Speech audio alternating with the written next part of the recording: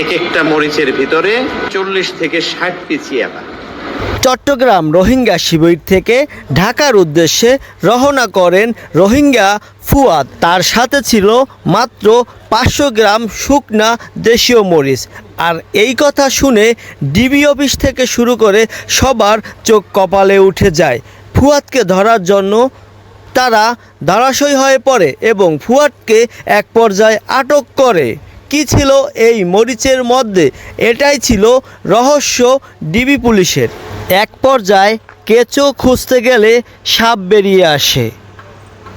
এক একটা মরিচের ভিতর থেকে বেরিয়ে আসে 30 থেকে 40 পিস ইয়াবা। মোট আধা কেজি মরিচের ভিতর থেকে প্রায় 2000 পিস ইয়াবা বেরিয়ে আসে।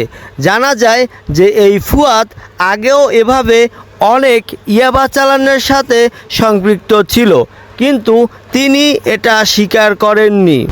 এই রোহিঙ্গা শরণার্থী মোট 500 গ্রাম মরিচের মধ্যে 38টি মরিচের মধ্যে তিনি ইয়াবা অভিনব কায়দায় প্রবেশ করান এবং তিনি তা চালানের জন্য চট্টগ্রাম থেকে ঢাকার উদ্দেশ্যে রওনা হন।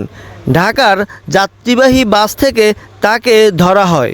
এই মরিচের ভিতর বোঝার উপায় নাই যে এই মরিচের ভিতর কি আছে।